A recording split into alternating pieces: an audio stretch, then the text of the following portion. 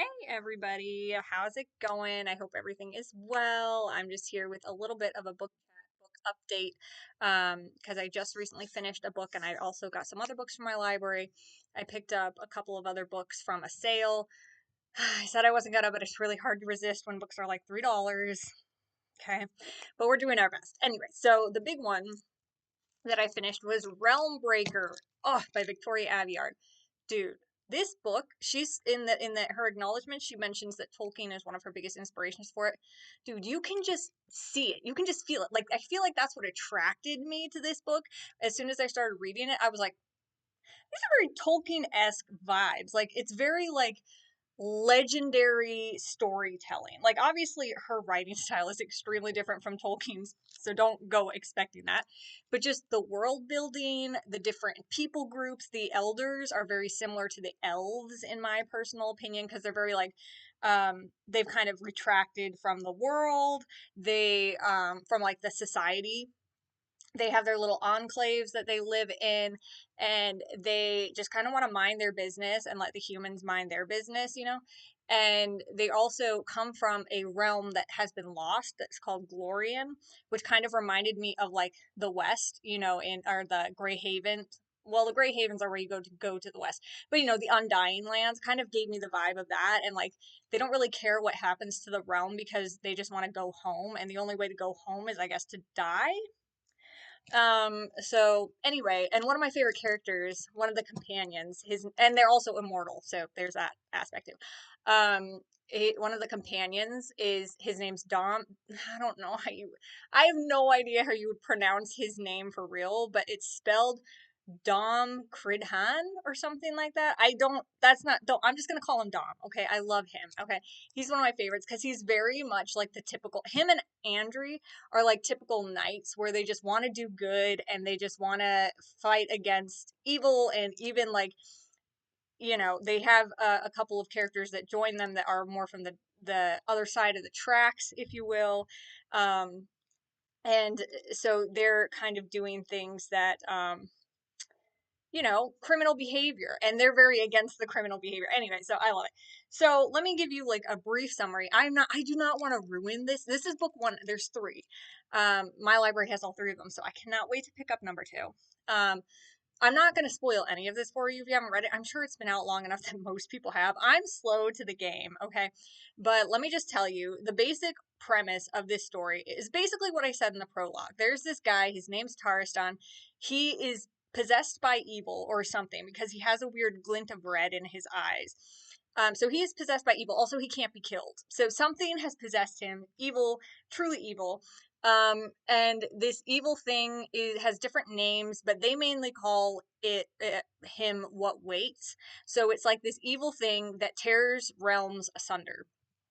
And for whatever reason, well, Tarstan serves that evil being. Okay, like think Dark Lord Sauron. Okay, so he serves what waits, and it's so very evil. And Taristan is out here trying to break spindles, and spindles are little like gaps between realms. And when you rip one open, a realm comes in, basically. At one time, I guess the spindles were all open, and that's why there's so many different people in this particular world from different places. But then at some point, all the spindles got closed, and they're supposed to stay that way because it's very dangerous to open them. But Taristan is out here ripping open spindles to gain power to take over the world. And so that's his whole thing. His brother Cor Cortiel, I think it's how. I can't. Don't ask me. Don't ask me how any of these names are pronounced. But his twin brother was killed by him because his twin brother is not kept alive by an evil entity, and his twin brother was human, but he was supposed to be the prince with the spindle blade. Now, the spindle blade of Cortiel's spindle blade was not lost. Dom managed to get it to Andry. Andry escapes with it. Dom manages to survive. Dude, let me tell you, I think his chapter is like the third or fourth chapter. When I saw his name, because every name of the character leading that chapter is at the top of the chapter. When I saw his name, I was like, he lived. Like I was, I was so excited because I liked him, and he's wonderful. Okay, he tries to call his people to arms, but his people are like, nah, we'd rather just die. We've been here long enough. But his cousin is still going around trying to wrangle them. But anyway, so finally all the companions come together. So basically how it happens is Dom finds out, well, Dom knows that Andry still has the spindle blade, and you need the spindle blade to close spindles or to open them. So Taristan is ripping them open. They need to close them up. You know what I'm saying? So he knows that Andry has that, but he also knows the only way to close it is they have to have a blood of Old Kor. Old Kor being a group of people that once traversed different realms, and then they got stuck here, and Cortail and Taristan were both twin brothers of Old Kor blood, but for whatever reason, Cortail was chosen by the Elder people to be protected, and they left Taristan in the dust. I'm gonna say, as wise as the Elder, the Vidira is another name for them, as wise as they are supposed to be, they're not really smart. Like, why would you do that? Why would you be like, I mean, I guess I think they mentioned that it's like, well, so there was no infighting between the two of them. Yeah, but then one of them decided that a demon entity was going to be better to follow. Like, did you have to leave the child in the dirt? I don't know. Maybe we'll find out more about that. But regardless, so you need Kor blood. So Dom goes to find an assassin. He decides an assassin would know. So he goes to this place. He finds Sarasa. Sarasa is an assassin who has been kicked out of her guild for whatever reason, but she wants back in, and she finds a way to get back in. She basically blackmails Dom to get her back in because he begs her to come along with him and to help him find someone with the blood of Old Kor. And she agrees, but on a certain, you know, bargain. They make a bargain, and I'm not going to tell you what it is, but I don't think she's going to go through with it. If she does, I'm not the biggest fan of Sarasa, so if she does, I would not be a big fan of that either. But anyway, so they manage to recruit, and she does know. There is Koreni. I don't know how to pronounce the name. As soon as I saw her name started with Kor, I was like, she's got to be related to them somehow. Turns out she is. Cortail had had a fling with a pirate queen, a pirate captain named Melez an Amarat, and she raised she raised her alone. I don't know if she does know who her dad was, but she never met him. And Dom was heartbroken about this for a little while because he's like, why didn't he ever tell me? And whatever. They were really good friends, or they were supposed to be, but they had secrets. Okay. But anyway, so Korani ends up coming with them. She now has a spindle blade. They have the Kor blood. Sarasa or wait, they don't have the spindle blade yet because that's with Andry. Then they go to Andry, okay, and to get Andry, and then they get Andry, and anyway, I don't want to spoil it, okay? Because the part with there's this queen Erida who is friends with Andry. They grew up together actually, and he warns her about what happened. But I mean, I know people have read this, but I don't want to give away what Erida does because like it's so good. So I'm not going to. If you have not read Realmbreaker, please go and read it. I will warn you that there is 3 F-bombs in this, although they all feel appropriate. I'm not a big fan. I don't like cursing like that, but there is also like the B word is used, the S word is used, stuff like that. That's not good either, but the F word is definitely worse. But it's only 3 times, and the 3 times it's used I mean, they make sense, so I'm not going to say, given the circumstances that they're in, I'm not going to say that it was like the worst choice ever. There is also, just relationships alluded to that I personally don't agree with, but, so just, there's things in here that are not 100%, and it's very violent. It is very violent. There's a lot of fighting, but mostly monsters, but bad things happen to people too. So fair enough. If you're not interested in that, just be aware that that's in there. I mean, this is a very intense read, but it's a great one. It was really fun. I had a really good time, and I think if you like Tolkien, that you would like this too. So I'm putting that out there. Really good. I can't wait to read the next one. And then I DNF'd this because I just don't feel like reading it right now. And look at how tiny the text is, bro. Like, let me show you a comparison. Maybe it's the same size. It is the same size. I'm gonna screamed at myself. No, it's way smaller. Okay, here's the text. Here's text in Realmbreaker, okay? And the text in this one, look at how small it is. I don't know. Maybe it's just I don't know. But it just, when I started reading it, I was like, this is going to make my eyes hurt. And I don't want to. I'll probably pick it up later. So other books that I got at the library, because I went back there, and I just have no ability to resist. I picked up The Selection by Kira Cass. I've heard a lot about this as being like a really cheesy YA fiction.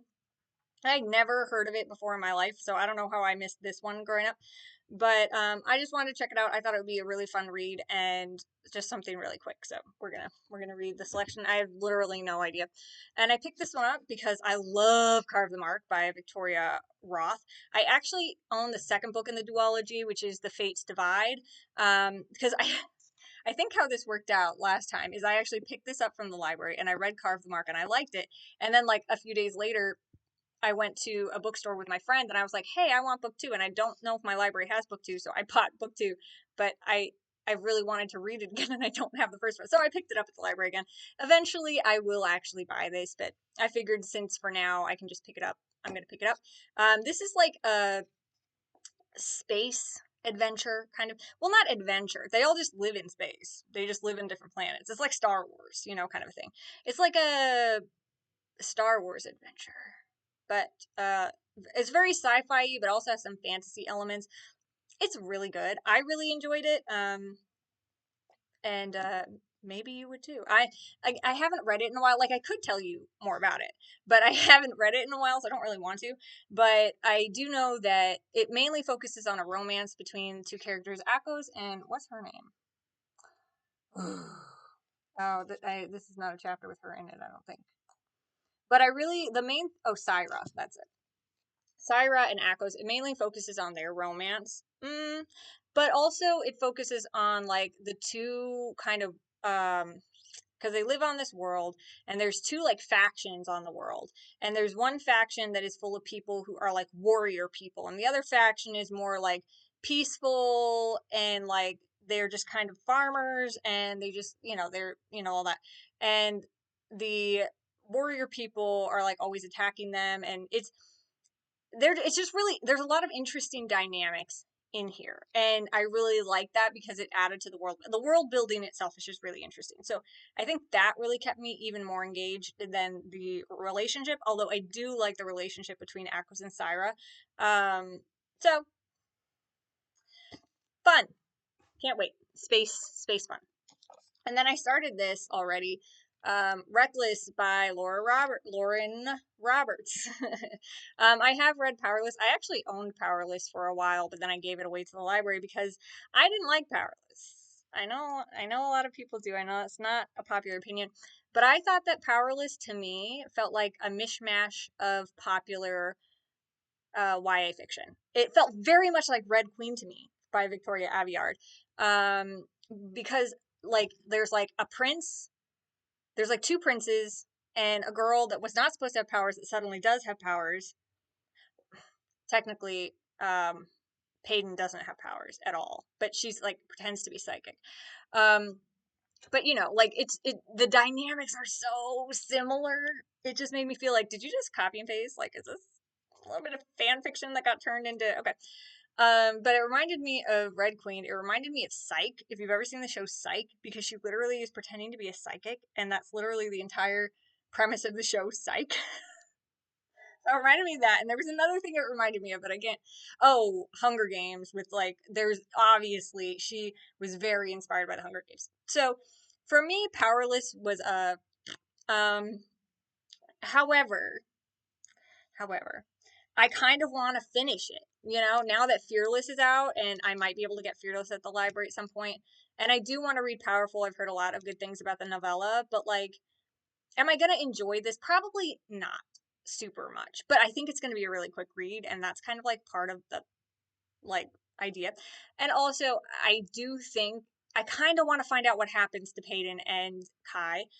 But I will say, from what I've heard from Fearless, I don't think I'm going to like Fearless. So I'm just putting that out there. Like, just the little bits that I've heard about Fearless, I'm like, I don't know if that book's gonna be for me, but we'll see what happens. I don't know. Maybe I'll read it, maybe I won't. Maybe after Reckless, I'll be like, this was a waste of time once again, and we're done wasting our time. So we'll see what happens. So I went to a little library. What are they called? Little libraries? You know, the little boxes. I didn't know that I had any around me, but turns out one of the like walking parks in my area had a little library, which is where you bring a book and you can take a book kind of thing. So I had a few books that I was like, let's put that in the little library. And one of the books that I got out of here, one of them was a children's book. So I'm not gonna show you that one. But one of them was Star Wars Darth Maul Shadow Hunter.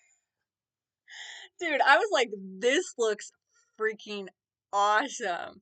I have one Star Wars book that was about, like, I think it's called Star Wars Legacy. It's about the children of Luke Skywalker and Jade, whatever her name was, and Han and Leia. You know, before we got what we got with the trilogy. I love those books, and they were from like early 2000s. This feels, I think it actually says 2001. Let me see. Oh, excuse me. 2001, dude. I'm so excited because this is the Star Wars era that I was alive for. You know what I mean? So I'm really looking forward to reading this, even just for fun, dude. This is gonna be fun. Okay, this is gonna be cool. Maybe it'll be terrible. I don't know. I'm in it for the ride. Okay. Sometimes you can read things that are lame, and it's still fun. Okay. And then a friend gave me this book, which I'm really excited to read. It's called Captivated. It's by John and Stacey Eldridge. Um, it's a Christian book that talks about unveiling the mystery of the women's soul. And I've been going through a lot of stuff recently. My brother actually said that he really likes John Eldridge, and he said that this book would probably be really helpful.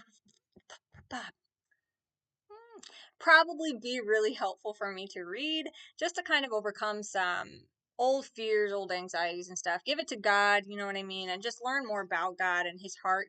And yeah, so just gonna read this, and this was a gift, so I didn't buy it. But I did buy this. Oh.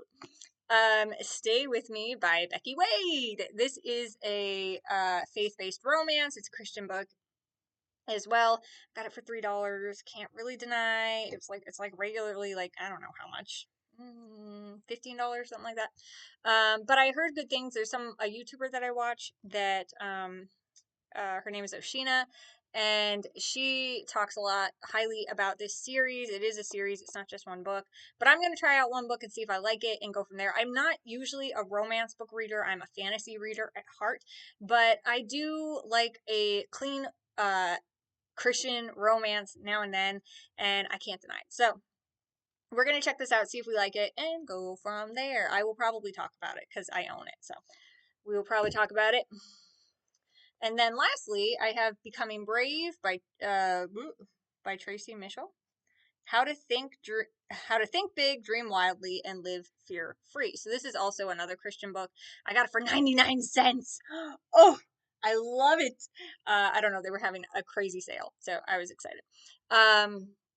But yeah, so excited to read this. Again, I just feel like I'm in a place kind of stuck, just kind of in a little bit of a rut, a little bit of a struggle, and just having a little extra. I mean, listen, this is supplementary. Obviously, I'm reading the Word of God. My Bible's up there, and studying that to help me understand why I am, in the place that I'm in and why I'm in the struggle I'm in. Of course, praying, worshiping God. These are the things that really help you get through the hard times. But we all go through hard times. We go through hard seasons, and there's always a purpose in it. So just stand strong. But I'm trying to pick up books that are very encouraging in faith and in strength and in bravery, because it's hard when you're going through hard times. So that is my haul for the moment. I'm excited about all these books I gotta read. Okay, I'm kind of a little bit excited about it. Look at these. It's gonna be fun. I think they're all like, well, they're all pretty different. They're all pretty different, but they're all pretty YA. So that's kind of my energy, because YA is usually clean. So that's what I enjoy. But anyway, Recommendations: Realm Breaker. I'm trying to think what the next book is called, but it has escaped my brain. I could look it up, but it's fine. Realm Breaker, I will definitely talk about when I get the other book. I'll talk about that one next. Definitely read this series. This series is good. I just couldn't be bothered. Like, the first book was good, I should say. I really like the first book. And it's a clean romance as well. But I just couldn't be bothered with this one at the moment. I am sure since it's at my library, I will pick it up again.